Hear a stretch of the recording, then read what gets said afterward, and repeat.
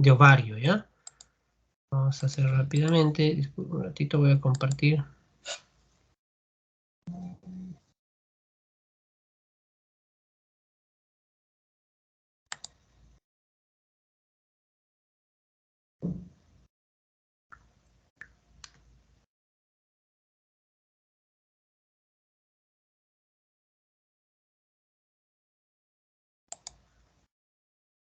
¿Se puede ver mi pantalla? Me confirman, por favor. A ver, a ver. Sí se ve, doctor. Gracias. Muy bien, pasamos del cuello al ovario. Igual me toca la patología benigna o premaligna, si se quiere, ¿no? Ya lo otro lo he dejado para los especialistas, ¿no? Para los oncólogos. Muy bien. Lo que vemos en la foto, pues, es un tumor clásico ovárico, ¿no? Es un quiste simple, sería, ¿no? Es un quiste simple, así es como una bolsita llena de agua. Si cortáramos esto, sale un líquido cristalino, parece agua de caño. No huele nada, no tiene nada. Es un cristalino, es un líquido ceroso, tal cual. Es una sola bolsa, ¿no? Entonces, los tumores benignos de ovario, pues, tienen varias características que hoy día vamos a tratar de reconocer. Cuando hablamos de tumores de ovario, ¿no? Muchos son funcionales, ahora vamos a entender qué es eso, y otros son orgánicos, ¿no? Si nos vamos a la cantidad o en qué porcentaje se presentan estos tipos de tumores, el que acabamos de ver en la primera diapositiva es un seroso, es el más común de todos. Es un 35% de casos de tumores benignos. Esto se presenta en jóvenes, ¿ah? En mujeres adultas es rarísimo, ¿no? En jóvenes. Teratoma 10 a 20%, endometrioma 20% y así, ¿no? Entonces son tumores muy comunes en jóvenes, ¿ya? Y ya si se ve esto en adultas, no siempre es benigno, hay que hacer otro tipo de estudios, como vamos a revisar, pero hay que tener en cuenta eso, ¿no? Hay factores protectores y factores de riesgo para los tumores de ovario, ¿no? Los factores protectores, se dice la multiparidad, los anticonceptivos, el ovular menos, porque en un síndrome de ovario poliquístico estás ovulando menos, por eso anovulación, ¿recuerdan? O que no tengan los ovarios. Y factores de riesgo, antecedentes, mutaciones de BRCA1, BRCA2, que no hayas tenido hijos, menarquia precoz, menopausia tardía. Doctor, si uno se pone a ver los factores, estos factores, dice, doctor, lo que llama la atención es lo que les digo, ¿no? Cuanto más ovules, ojo, cuanto más ovules en tu vida sexual, más riesgo de cáncer. Así es. O sea, si no has tenido nunca hijos, no te has cuidado nunca con métodos anticonceptivos, todo el tiempo estás ovulando. Tu mayor riesgo de tener algo malo. En cambio, si usas anticonceptivos, tu ovario no funciona. Tienes muchos hijos, 9 meses más toda la lactancia, tu ovario no funciona. Síndrome de ovario poliquístico, no estás ovulando y así. Por eso que se considera factor protector y factor de riesgo. Ojo con eso para que lo tengan bien claro, ¿ya? ¿Y por qué, doctor? Porque ya no es la única, una de los, si se quiere, teorías que se piensa de los tumores malignos, mi tema es benigno, pero malignos, cuanto más ovules, más riesgo de cáncer, porque recuerden, cuando vimos la ovulación, el ovario es roto en cualquier sitio, ¿sí? Se rompe, luego epiteliza, se rompe, epiteliza. Entonces, cuanto más rupturas tengas de ese epitelio que está cubriendo tu ovario, más riesgo de que esa nueva epitelización sea metaplasia y a la larga tengas un cáncer. ¿Está bien? Eso tener en cuenta. Para evaluar las masas ováricas hay que hacer una disquisición bien clara, ¿no? En las mujeres jóvenes y en las posmenopáusicas. En las mujeres jóvenes, como no hay una cultura de prevención, la mayoría de veces es un hallazgo incidental, ¿no? Vienen por dolor o alguna otra molestia, cuando son tumores grandes o está complicado. En cambio, en el climaterio, la mayoría, pues, sí, como que toman un poquito más de conciencia y ya van a sus controles, ¿no? Y resulta de una detección. Y el problema es que ya a veces es otra cosa, ¿no? Diagnóstico diferencial de las masas anexiales. Las benignas, tenemos los quistes funcionales, endometriomas, tumores benignos, ¿no? No benignas de ovario, perdón, benignas que no es de ovario, ¿no? Quiste paratubárico, ¿no? y quiste paraovárico también entraría acá. ¿Recuerdan cuando hicimos embriología? Hablábamos de la Hydatidem orgagni, que es una especie de quistecito, y luego epóforo, paraóforo, listo. Cuando esas zonas se llenan de líquido y crecen, forman estos quistes, paratubárico uno y el paraovárico el otro. Paratubárico quiere decir al costado de la trompa y el otro al costado del ovario. ¿Ya? A tener en cuenta eso. Ecográficamente, de todos modos debemos conocer, chicos, los tumores ováricos tienen ciertas características, ¿no? Si es unilocular, una sola bolsa, pues es clásico. Unilocular con una parte sólida puede presentarse en los tumores benignos, pero siempre hay que hacer estudio. Los multiloculares casi siempre son de moco. Estos únicos son de agua, ceroso, y estos son mucinosos, de moco, los multiloculares, ¿no? Los que estamos viendo de varias cavidades. ¿Está bien? Estos multiloculares con masa sólida hay que hacer estudio y hay tumores sólidos también, ¿no? Totalmente sólidos en ovario. Eso que se hace adquisición ecográfica. Acá todos son quistes. Voy a acercarlo. Anecogénico es cuando es pura agua. Pero acá vemos algo diferente, ¿no? Acá, por ejemplo, en este vemos que dentro hay como unas rayitas blancas. Ojalá que puedan ver. Que no se parece al otro porque el otro es negro totalmente. Acá hay como unas rayitas blancas por dentro. Esta normalmente se ve en el teratoma. En cambio, este que dicen vidrio esmerilado, ¿no? Que parece un punteado fino, es como cuando se nos va la señal en el televisor y queda todo un punteado fino, es igualito se ve acá. En vidrio esmerilado se ve en varios casos, ¿no? Se ve cuando es una colección de sangre, en los endometriomas, o se ve cuando es una colección de pus, vidrio esmerilado. Aspecto hemorrágico se ve porque cuando hay sangrado, un tumor por dentro, un tumor, cuerpo lúteo hemorrágico, por decir, eh, esa sangre coagula y forma tractos fibrosos que se ven blancos, ¿no? Y esto ya es otro tipo de tumor mixto con partes sólidas, ¿no? Además vemos en los tumores papilaciones o componentes sólidos que hay que reconocer. Los tumores ováricos benignos de ovario, perdón, de tumores ováricos benignos se clasifican en quísticos y sólidos.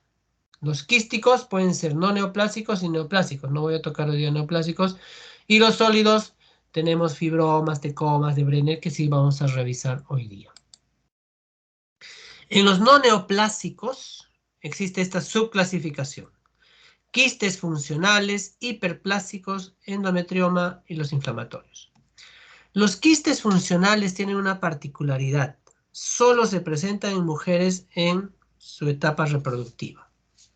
Se presentan tras una ovulación, ¿no? O tras la formación de un cuerpo lúteo o tras la formación de un folículo. O por exceso de unas hormonas. Pues se llaman funcionales. Producen hormonas a su vez.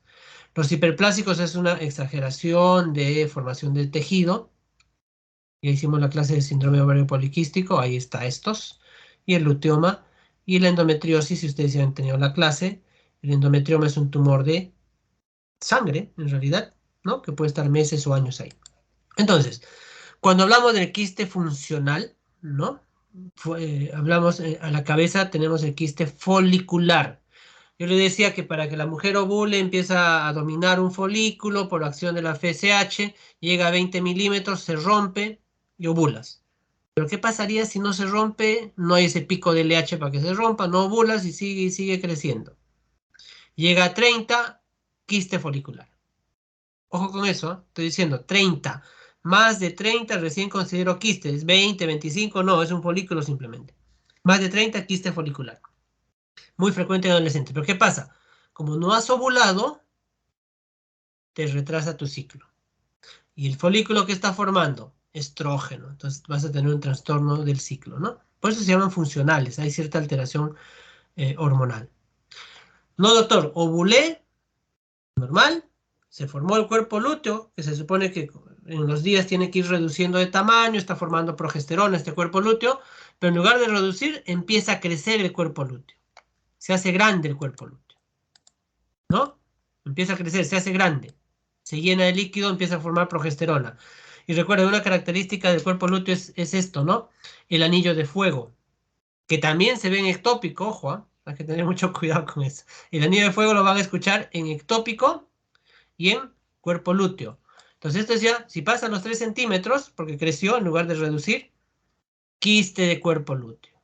Que a su vez también puede tener un rasgo de hemorragia. A veces los cuerpos lúteos no es que rompe el epitelio del ovario y a veces queda sangrando y se llena de sangre, sería el quiste hemorrágico. Esto sí duele. Los demás quistes no duelen. Ojo con eso, ¿ya? Entonces, como este es un cuerpo lúteo, está formando ¿qué cosa? Progesterona, progesterona, progesterona. Pues sigue formando, porque yo necesito que más bien decline la progesterona para que usted menstrue. Entonces les atrasa el ciclo. Uy, tuvieron su retraso menstrual. Se hacen todos los exámenes de sangre para embarazo, les siempre va a salir negativo, ¿no? Y por ahí tu quistecito. Esos revierten solos, no requieren. En algunos casos damos anticonceptivos en los quistes funcionales, ¿no? Acá hay un quiste hemorrágico también, ¿no? Se nota. Acá hay otro. Le han puesto Doppler y no se vería nada, ¿no? Y hay otro tipo de quiste que se llama el teco-luteínico. Es un múltiple, ¿no? Varias bolsitas, como vemos acá. Muchas bolsitas. Se juntan, quiste teco-luteínico. Esto se ve en qué cosa? En mola, ¿no? Mola completa. Cuando han hecho la clase de mola, ahí les han tenido que decir que la mola en el 50% de casos presenta quistes teco-luteínicos. También se ve en gestación múltiple o con tratamiento de citrato de clomifeno. Son funcionales por eso. En esta foto, ojo, yo no la operé porque eso no se opera, pero miren, el útero está al medio y miren los dos ovarios llenos. Fue una paciente, les cuento la historia más o menos. Entonces una joven que llegó chocada al hospital, ¿sí? No se sabía qué era, no daba datos, nadie sabía de ella, de su familia no sabía qué había pasado. Eh, la estabilizan, hacen una evaluación, le hacen una ecografía, encuentran líquido libre en cavidad abdominal, regular cantidad. Por ahí, más abajo, ven estos tumores, y ya van al ginecólogo, el ginecólogo hace su ecografía y encuentra que hay tumoraciones bilaterales, según la ecografía. Paciente chocada, con líquido libre en cavidad, aparentemente. Entonces no se sabía qué era, estaba chocada la paciente y la programan para sala. Entran y lo que encuentran es esto, ¿sí? Entonces el colega, hablamos con él, no sabía qué hacer, dijo, era todo quistes y no se veía el ovario, o sea, todo esto era ovarios, dos ovarios llenos de quistes. Si le empieza a sacar todo esto, se queda sin ovarios, y era joven, 21 años, 22 años. Al final lo que hizo es hacer lo que llamamos el drilling ovárico, como lo que se hacía en la poliquistosis, recuerdan, les hablé, manejo del drilling, o sea, se rompes o quemas los quistecitos y que se revienten y dejas y eso va a regresionar. Es lo único que hizo, lo guardó, listo. Ya después, cuando la señorita recupera, y ya se le hace la anamnesis, ojo, eso ya fue posterior, resulta que ella había ido a un centro de fertilidad y era donante de óvulos. Ella era donante de óvulos, ¿sí? Donaba óvulos para que usen en otras mujeres. Pero cuando se dona óvulos, antes, ¿no? Ahora ya se usa otro tipo de fármacos, y eso han hecho en fertilidad, se le daba en grandes dosis el citrato de clomifeno, dosis altas de clomifeno. Entonces, todos tus folículos maduran. Entonces, estos eran folículos maduros, todititos. Y cuando hay exceso, crecen tanto que ya lleva este nombre de quiste teco-luteínico. Todas producen estrógeno en grandes cantidades y eso la descompensa a la paciente. Hace una especie de problema de toxicidad para esto. Por eso que llegó chocada, ¿no? Felizmente no le sacaron los ovarios porque si no, pobrecita, joven, ¿no? No tenía hijos. Entonces, esto fue una toxicidad por clomifeno que produjo quistes teco-luteínicos bilateral. Miren cómo se ve, ¿no? Interesante para saber. Así se ve, es gigante el ovario, ¿no? Gigante, los dos ovarios. La poliquistosis ya tuvimos clase conmigo, ¿no? Se ven así, ovario poliquístico, con folículos en gran cantidad. Esto vamos a pasar. Y el luteoma es un tumor de cuerpo lúteo, ¿no? De células luteínicas. Este sí es sólido, ¿no? Entonces, hasta acá serían los quistes funcionales, porque todos estos producen hormonas, ¿sí? Doctor, pero ovario poliquístico también dije, ¿recuerdan? Todos los folículos están produciendo estrógeno, que actúa en tu endometrio, te pueden producir hiperplasia, ya lo hablamos. Entonces, ojo con eso. Por eso se llaman funcionales. Todos producen hormonas. Ya ustedes tuvieron clase de endometriosis, y es más fácil para mí. Este es en vidrio esmerilado. Esta ecografía es clásica de la endometriosis, en vidrio esmerilado. O sea, no es anecogénico, no se ve negro, pero se ve como un punteado, ¿no? Ese es en vidrio esmerilado. Esto es sangre. Y miren, el quiste chocolate, que así se llama cuando es endometriosis ovárica, cuando nosotros lo rompemos o lo cortamos, sale así. Tal cual, chicos, ojalá que vean algún día, como que si hubieras puesto chocolate, esos bitter, a diluir y sale así, hasta espesito, darle una lamida. Sale tal cual, pues se llama quiste de chocolate, ¿sí? Entonces es sangre retenida meses, años, ¿no? ¿Cuánto tiempo será? ¿Sí? Cuanto más grande, más esto, ¿no? Entonces se ve el quiste de chocolate. Ah, ya, y el endometrioma es un tumor de sangre, ¿no? Vamos a pasar eso. Y otra tumoración que también nos puede confundir sin ser ovárico, ojo, y esto pasa, ya no es ovárico, el absceso tubovárico, ¿no?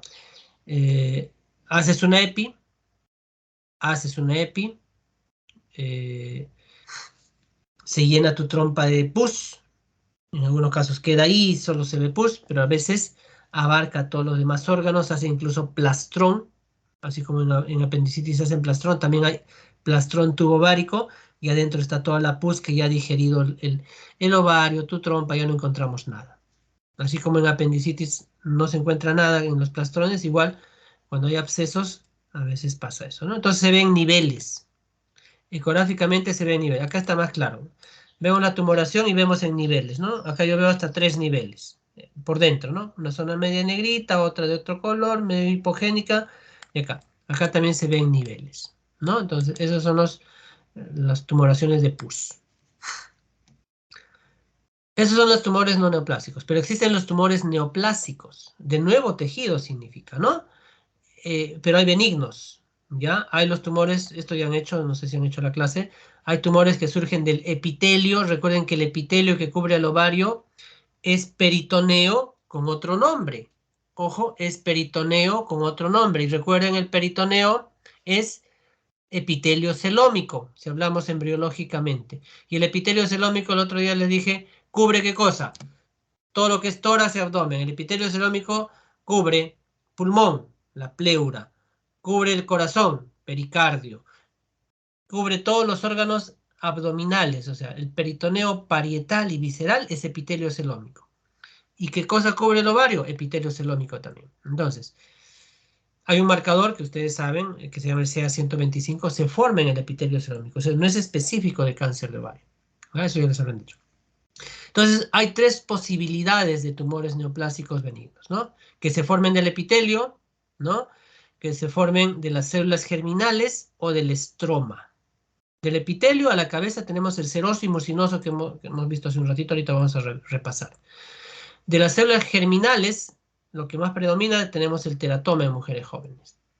Y del estroma, las células de la granulosa, de la teca, fibromas, ¿no? Que vamos a repasar también rápidamente. Entonces, dentro de los tumores benignos de ovario, ¿sí?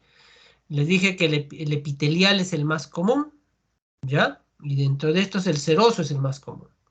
Le siguen el de células germinales y el de estroma. Entonces es ese orden, ¿ah? Epitelial, germinales y el estroma. Y vamos a ver hoy día solo las benignas, ¿no? Ya las malignas no vamos a ver, eso ya lo van a ver en cáncer. Entonces tenemos el seroso.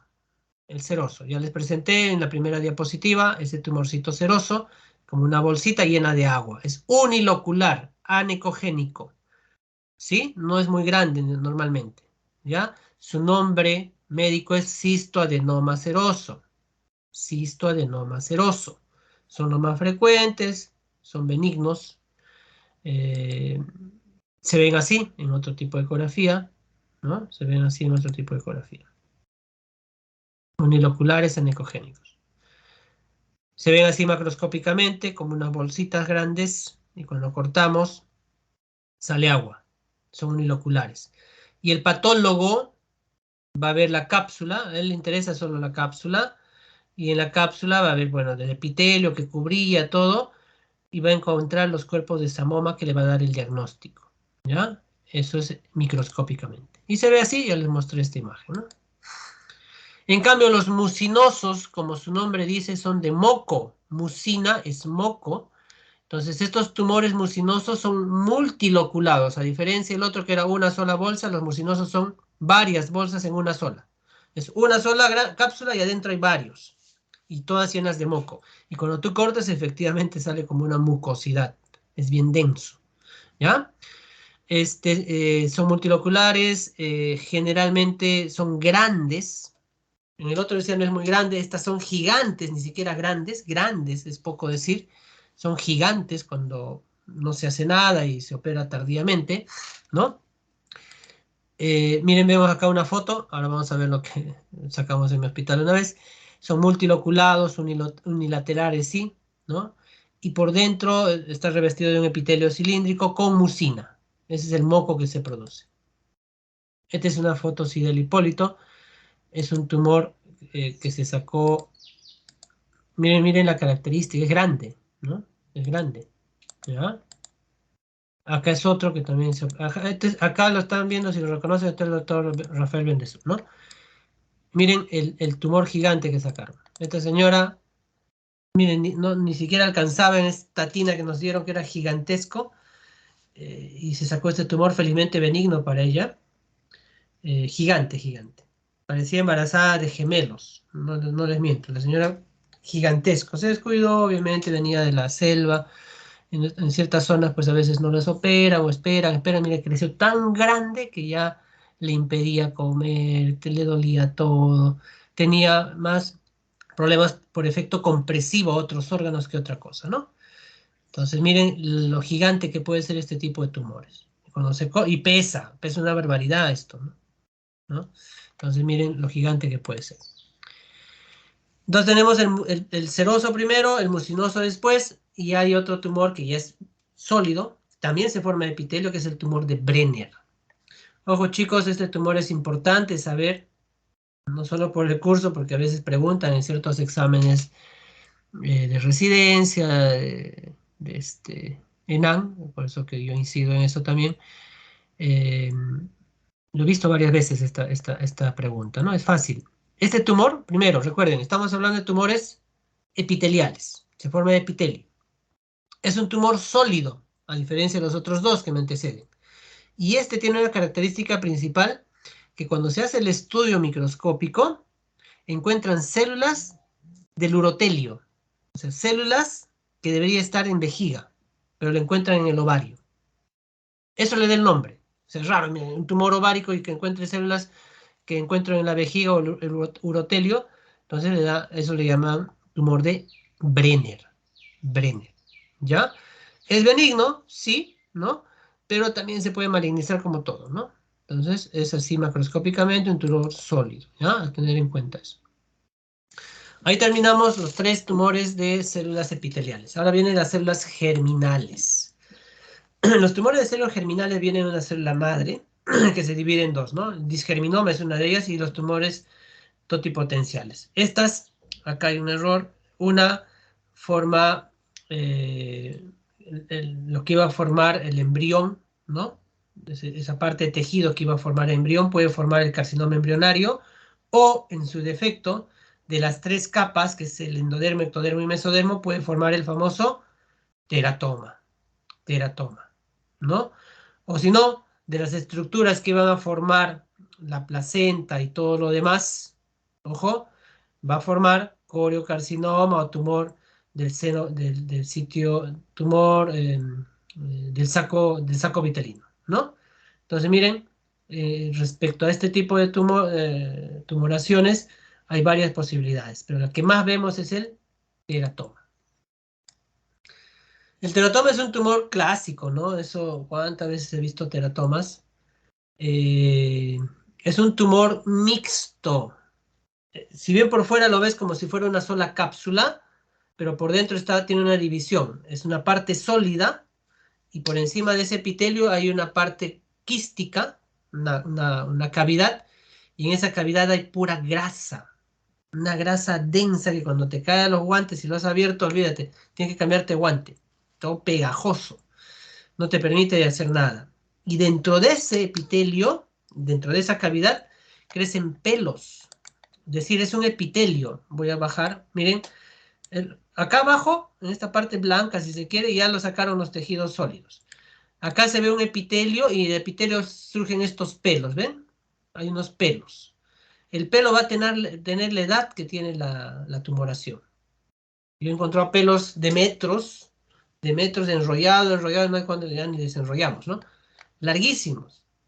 Entonces son pelos y dentro de esta cavidad había grasa, la grasa que les decía. Esto es comúnmente, estos tumores aparecen en mujeres jóvenes, ¿ya? Entre los 20 y 30 años, ¿no? En adolescentes vemos estos tumores, aparece bastante. Son asintomáticos, ya cuando es grande duele un poquito, ¿no? Entonces, a tener en cuenta. Es una sola cavidad, pero hay una parte sólida en la que encontraríamos los tres tipos de tejidos derivados de los tejidos embrionarios, ¿no? O sea, no es que en la parte quística de la grasa vas a encontrar algo, diente flotando, no, no, no. En la parte sólida, ahí está incluido todo. No hay un diente flotando ni un cerebrito, no. Ahí en la parte sólida, ya el patólogo cuando hace los cortes va a encontrar todo mezclado, células musculares, células nerviosas, por ahí hueso, cartílago, partecita de dientes, ¿no? Eso encuentra. ¿Estamos? Y lo que va a buscar, ojo chicos, lo que le interesa al patólogo de toda esa parte sólida es buscar las células neurales o nerviosas. Si tienen la edad de la paciente, o sea, son maduros, se acabó, es un tumor benigno. Se llamaría quiste dermoide. Si el patólogo por A o B ve que esa célula nerviosa es embrionaria, es un cáncer. Ojo con eso, ¿ah? Se le llamaría teratoma inmaduro. Es cáncer, lo van a ver en cáncer. El maduro es benigno. Entonces se ve así. Acá hacen una foto. Vamos a acercarla. Miren qué bonito se ve, ¿no? Esta la cortaron y la grasa ha hecho que este pelo, si lo ven acá arriba, sea pegado. Esto es puro pelo. Y abajo es la parte sólida que les decía. No es que haya flotando nada, sino que todo está en una sola, ¿no? Acá se ve pues tejido de todo tipo. Puede haber hasta cerebral, tejido muscular, cartílago, huesito, diente, intestinal. Todo lo que te puedas imaginar está acá porque deriva de los tres epitelios. En cambio en la cápsula está la grasa y el pelo, nada más que surge de ese epitelio. Este es un gráfico de Netter que es clásico, ¿no?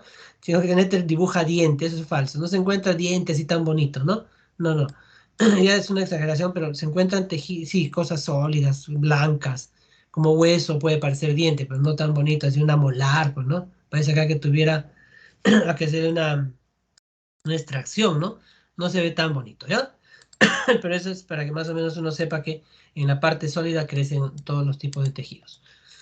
Entonces, repito, se va a convertir, va a ser maligno si es que el patólogo dice que el tejido neural que está encontrando es fetal. Ahí se convierte en maligno. Mientras, si nos dice maduro, quiste dermoide, se acabó el chiste. Este es otro gráfico, esta es una foto de otro quiste dermoide, ¿no? O teratoma. Miren la parte sólida y la parte quística. Esto es lleno de grasa. Si se revienta esto, lo reventamos nosotros. Es pura grasa, ¿no? Y con los pelos, ¿ya? Eso es a tener en cuenta. ¿Qué complicaciones pueden tener estos tumores? Como todos los tumores en general, sino que como es un poquito pesado, más grande, puede torcerse en su eje, ¿no? Ya no le llega irrigación, se necrosa. Esto lo operamos porque estaba necrosado. ¿Ven que está negro? Negro esta parte, estaba necrosado ya. Había hecho torsión en su eje, ¿no? Hay infarto, se puede romper el tumor. Imagínese esta grasa en cavidad peritoneal, olvídese, te va a producir una peritonitis química, dolorosísima, ¿no? Eh, puede fistulizarse por compresión a otros órganos, ¿no? Así que tener en cuenta eso. Para terminar de esta parte de la clasificación, los tumores de los cordones sexuales, ¿no? De los cordones sexuales. Acá derivan de la granulosa, ¿ya? Tenemos dos tumores clásicos, hay varios tumores clásicos. El fibrotecoma, o fibroma, tecoma o fibrotecoma serían 3 tumores en realidad. Como su nombre dice, fibroma predomina el tejido fibroso. Tecoma, células de la teca, y fibrotecoma una mezcla de los dos. El tecoma, por su nombre, sabemos que, ¿recuerdan las células de la teca en el ovario que producía estrógeno, doctor? Ahí está, tiene actividad estrogénica. En cambio, un tumor fibroso no produce nada, no tiene actividad estrogénica. Fibrotecoma podría tener actividad estrogénica. Entonces son tumores que a la vez de ser sólidos pueden producir hormonas. ¿Ya? Benignos, en su naturaleza es benigna, puede aparecer en pre y postmenopáusica, en los dos extremos, ¿no? No hay ningún problema.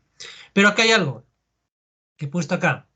Estos tumores producen el síndrome de Meigs, que a veces nos lleva a confusión, porque ustedes habrán escuchado cuando hagan la clase de cáncer de ovario, te van a decir, ¿no? Tumor sólido, tumor con cierta característica, con líquido acítico abundante, y hay tu CA-125 elevado. Entonces, cuando hay líquido acítico, ya lo primero que estamos pensando es un cáncer, ¿no? Señora, uy, es un cáncer, lo más probable. Pero estos tumores son benignos. Pues el fibroma y el tecoma, como decía, son tumores sólidos. Tiene cierta característica, el fibroma es pura fibra y, ¿no? El tecoma tiene la característica de las células de la teca, media amarillenta, fusiforme. Pero en general, miren, producen el síndrome de Meigs, que es una triada, ¿no? Ascitis, derrame pleural o hidrotórax, miren hasta dónde va el problema, y la presencia de un tumor ovárico de estas características. A esto sumémosle el tumor de Brenner. ¿Recuerdan el tumor de Brenner que hablé hace un ratito que tiene urotelio en su composición? Listo. Entonces, chicos, esto también es importante que recuerden. El síndrome de Meigs se presenta, ¿no? Simula una tumoración maligna, o sea, algo maligno, porque hay ascitis, derrame pleural, olvídense, cuando vemos esto ya es un cáncer, ¿no? Pero en los cánceres se ve eso. Pero el tumor es benigno, felizmente. Y se presenta en fibroma, fibrotecoma y tumor de Brenner. No se olviden, por favor. No es muy común, 1%, pero hay que tener en nuestro cerebrito. ¿Cómo diagnosticamos las masas anexiales? Ya dijimos al inicio, hay clínico, imágenes, ¿no? O marcadores, ¿ya? Marcadores. Clínicamente, no siempre, no todos los tumores dan clínica, más bien no dan clínica los tumores ováricos, los quistes no dan clínica. Dan clínica no, cuando ellos son grandes y por compresión otros órganos tiene cierta molestia, o cuando tuercen su eje. Respecto a la endometriosis, ya han tenido una clase, si es un endometrioma, claro, va a tener la clínica de la endometriosis, ¿no? Que ya ustedes saben. Y si es maligno, ahí cambia la cosa, ¿no? Pero hoy día mi tema no es que sea maligno, ¿no? Entonces, ¿cuándo se convierte o da clínica aguda? Cuando se tuerce en su eje, se rompe, por ejemplo, se rompe este tumor, quiste dermoide o hace hemorragia, ¿no? Ahí sí pues le va a doler, ¿no? Y hay que operar de emergencia. Al examen, hay que evaluar, muchos tumores son palpables en abdomen, nada más ahí tú lo tocas, ¿no? Es fácil a veces, hay que hacer un tacto para ver de dónde viene, si está de anexo o no. Evaluar, ¿no? Siempre hay que evaluar la movilidad de la tumoración, si está fijo, hay que pensar en algo malo más bien, ¿no? Si duele o no duele, si hay presencia de ascitis o no, todo eso hay que ir viendo, ¿no? Entonces, clínicamente, los tumores benignos son quísticos, de paredes lisas, móviles, en un solo lado, pequeños, no muy grandes, sin ascitis y fondo saco libre, ¿no? Eso es lo ideal. Y hemos visto que Meigs es una excepción a esto, ¿no? ¿Qué clínica presentan los pacientes que tienen tumores? La mayoría dolor por tamaño y compresión, ¿no? Distensión abdominal, ¿no? Y otras. En cuanto a signo, la presencia de la masa abdominal, una masa pélvica, ascitis algunos, a tener en cuenta. Estos son torsiones anexiales, por ejemplo, ¿no? Normalmente los tumores o los quistes se torsionan cuando son tumores medianos, ¿no? De 8, 10, 12 que está colgando y se tuerce en su eje. Pero esto era algo raro. La señora venía como embarazada de 7 meses, era un tumor gigante, como vemos acá. Gigante, gigante. ¿Sí? Esto que estoy agarrando con mi otra mano es el útero. Miren el tamaño del útero. Y este era el tumor, gigantesco. Y miren la torsión, está torcido en su eje. Esta pared está necrosada, esto es negro ya. Está muerto el tejido. Necrosado totalmente. Raro, para el tamaño. Los tumores gigantes, como son tan grandes, como pesan, ahí están como una masa encima de la pelvis, no se tuercen. Pero esta señora presentaba dolor, dolor, dolor, y cuando le evaluamos en mi guardia, estaba ahí como varios días en el hospital, hospitalizada.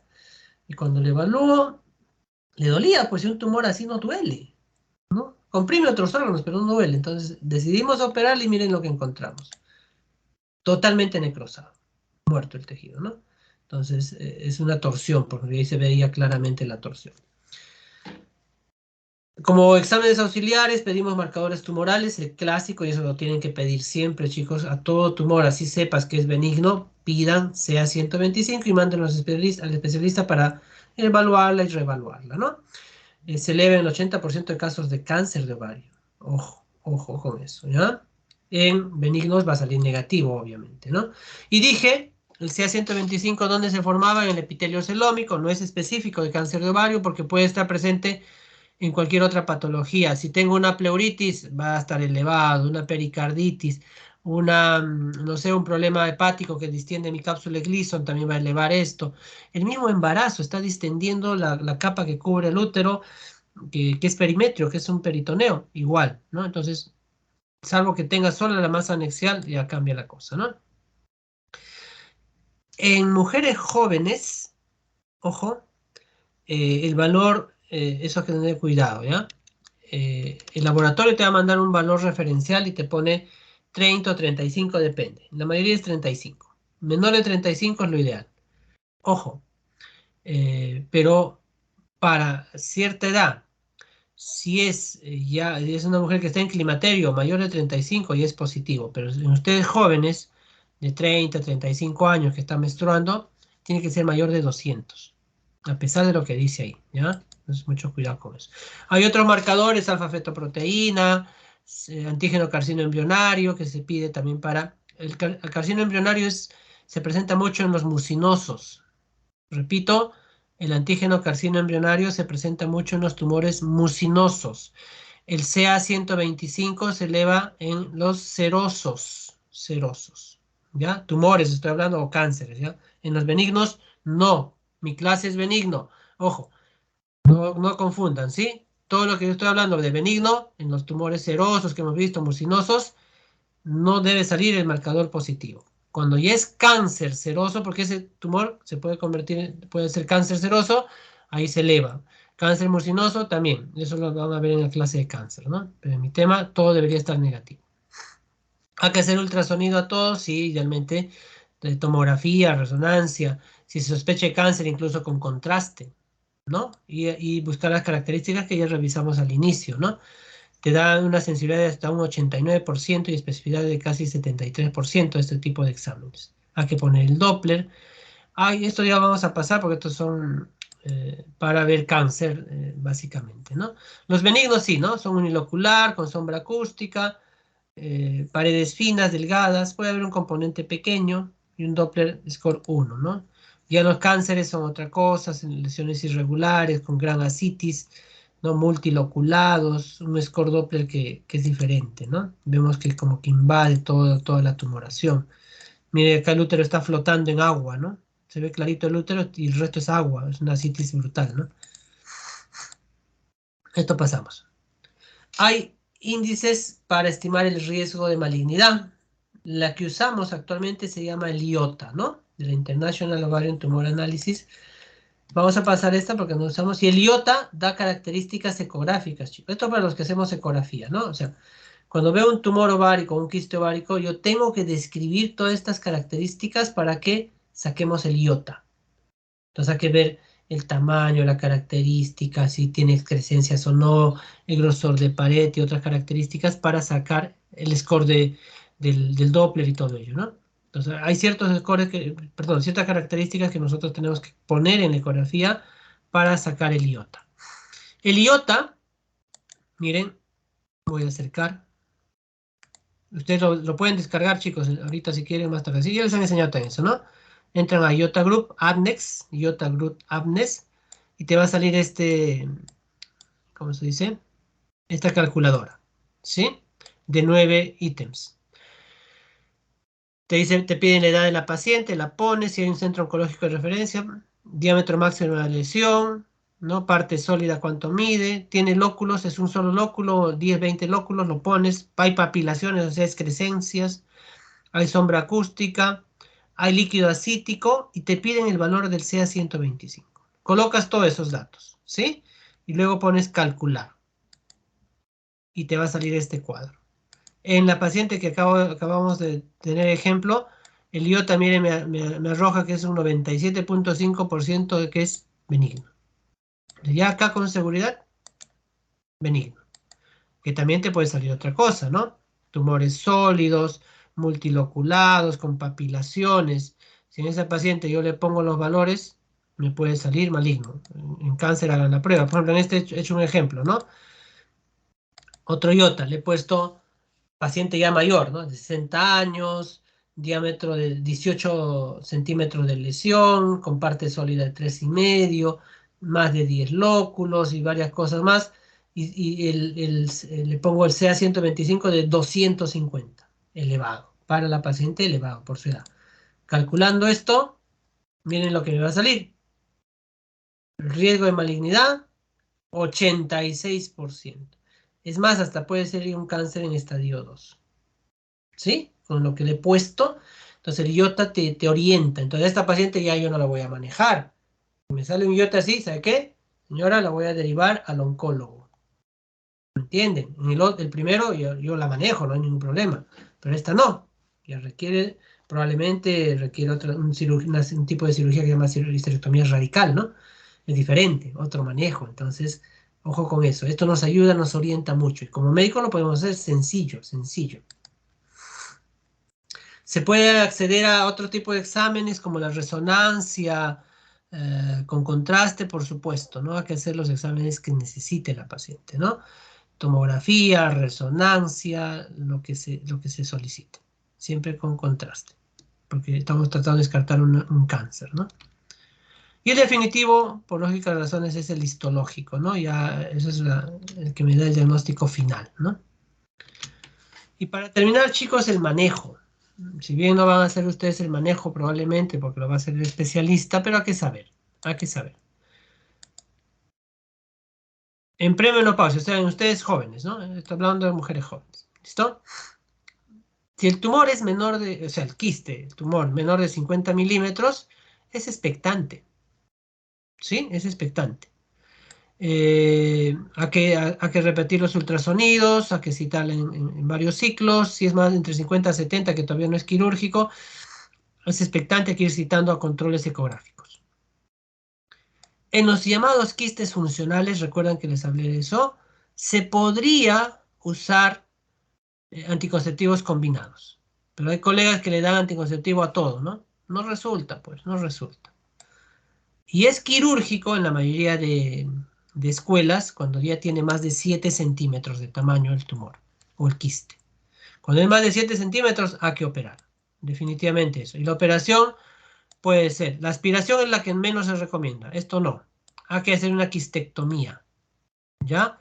Hay que sacar todo el quiste o si está comprometiendo ciertos órganos con todo y órgano o todo el ovario a veces, ¿no? En algunos casos ya hay un compromiso mayor y a veces habría que sacar todo el ovario o cuando hay alguna complicación, torsión, otras. Entonces ya en ese momento, primero entramos con un plan de trabajo, obviamente, pero a veces cambia por lo que encontramos o la característica de la tumoración en ese momento. En el climaterio ahí cambia la cosa. Eso es mujeres jóvenes, ¿no? En el climaterio puedo usar el IOTA, acá en este gráfico estamos usando el factor de riesgo, pero si me sale que es de riesgo moderado o riesgo alto, esa paciente tiene que ser manejada por un especialista, hay que hacer una laparoscopía, ¿no? Y hay que hacer una oforectomía si todavía no se sospecha de un cáncer y cierto riesgo, y hay que ver, va a ser un manejo oncológico básicamente, ¿no? Oncológico y probablemente pase cuando se entra este tipo de cirugías, chicos, en mujeres que se sospecha de cáncer, eh, se saca una pequeña muestra de la tumoración y en ese momento de la cirugía se envía por congelación que el patólogo lo ve en ese momento y nos dice si es benigno o maligno. Si es maligno, ya el oncólogo hace una radical y si es benigno solo se saca el anexo, ¿no? Cambia mucho el tipo de tratamiento, depende de lo que se informe en ese momento, ¿no? Muy bien. Preguntas. Doctor, Dime. ¿por qué el CA-125 está elevado en mayor de 35, pero ya indica cáncer en climaterio, a diferencia de las jóvenes, que Ya, tiene que ser más? ya. Mira, los estudios han demostrado que cuanto más joven eres, tienes mayor actividad de tus órganos. Por eso les decía, el mismo hecho de embarazo hace que tu CA-125 se eleve. Cuando tú menstruas, y a ustedes les han hablado, han tenido una clase con el toca Tuiro, la mayoría hace un poco de menstruación retrógrada. ¿Estamos? Y eso significa que la sangre va a salir ¿a dónde? A cavidad peritoneal. Si tienes un buen sistema de defensa, no la sangre, ese endometrio va a ser eliminado y si no, se convertirá en endometriosis. Pero el solo hecho que haya un poco de tejido en cavidad endometrial va a hacer que se produzca una peritonitis química, inicialmente, por eso que hay dolor, y eso produce una elevación del CA-125. O sea, en la mujer, el solo hecho de que ustedes tengan un ciclo menstrual, ¿no? En ovulación, ¿qué sucede? Ustedes lo saben de memoria. Puede haber un sangradito. Eso va a elevar tu CA-125. Entonces, en los estudios que se hacen, han visto que se eleva, pero no sobrepasa los 200. Se eleva a 50, a 100, ¿entiendes? Eso se ha ido estudiando durante años. Entonces, mujeres jóvenes, decir 35 y de repente estás ovulando, te va a salir 50 y ya te hago asustar y te digo cáncer, ¿me entiendes? Entonces, en ustedes, mujeres jóvenes, se han estudiado hace años que por tus ciclos no puedo usar esos valores. Entonces, un punto de corte se ha puesto 200. ¿Sí? En cambio, en mujeres ya que no menstruan, no tienes nada de eso. No hay ni un factor para que se eleve tu CA-125. Y si tan solo tengo el tumor ovárico y esto, es casi cantado que es un cáncer. Pero ¿qué pasaría? Tengo 60 años, tengo cirrosis hepática, tengo, no sé, pues, pleuritis, ni modo. O sea, va a estar elevado también tu CA-125, pero no va a ser mi primera opción el tumor ovárico, ¿no? O sea, ese marcador no me serviría en esa paciente, ¿no? Porque tengo una cirrosis, ese epitelio que está con la cápsula de Gleason está produciendo CA-125. Entonces, hay que verlo con pinzas, pero si es solo la tumoración, descartado todo lo demás, te da el diagnóstico prácticamente, ¿ya? No sé si se Doctor, entiende. y, Dime, y dime. si solo la menstruación sería la que eleva el CA, y en Estor- perimenopáusica, Extorsión, ovulación, contracciones uterinas, los movimientos peristálticos, o sea, procesos inflamatorios intestinales. O sea, la lista es grande. Si uno se pone a revisar diagnóstico diferencial para elevación del CA-125, está todo, es un montón de cosas, ¿no? Repito, hasta el mismo embarazo. El embarazo está distendiendo tu peritoneo y hace que se eleve el CA-125. Entonces, por eso decimos que es inespecífico. Y en jóvenes tiene que ser un valor más alto del que se maneja en menopausia. y en perimenopáusica se incluiría también dentro de esta categoría de que tiene que ser mayor a 200 porque también Tiene que está haber dejado de menstruando. menstruar. Tiene que haber dejado de menstruar para considerar mayor de 35. Muchas gracias.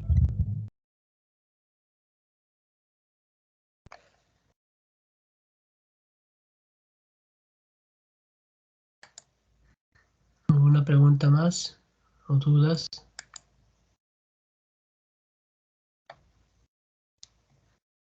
Sin miedo, chicos, porque esto sí se ve bastante, ¿no?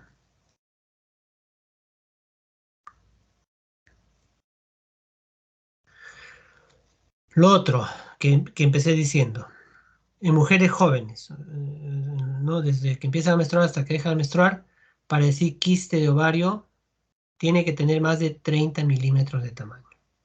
Hay muchos colegas que creo que no saben eso, no les han enseñado en su formación de ecografía, si es que han hecho bien. 25 milímetros, quiste de ovario, ¿no?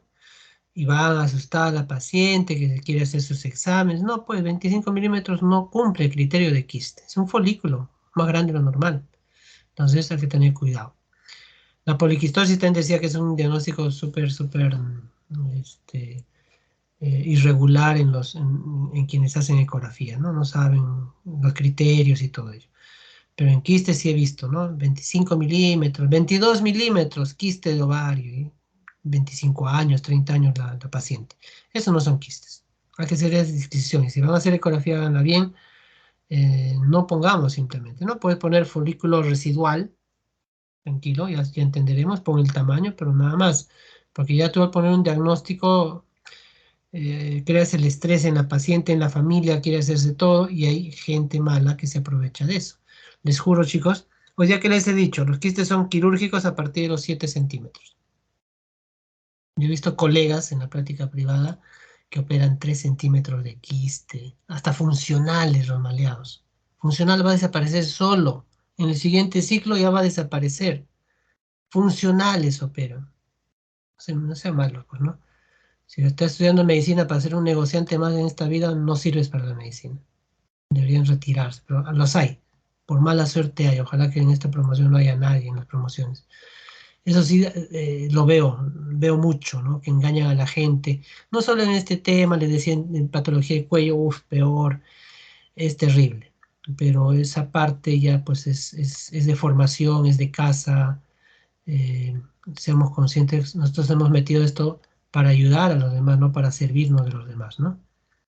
Así que, por favor, si van a hacer la especialidad, no sean negociantes como muchos que hay, ¿no? Engañando a la gente, operando en este tema, me juro, van los pacientes después de su operación, a veces al hospital o a la clínica con su patología, su ecografía, y me doy cuenta que le han operado un quiste de 3 centímetros, 3,5, ¿qué es eso? Malos.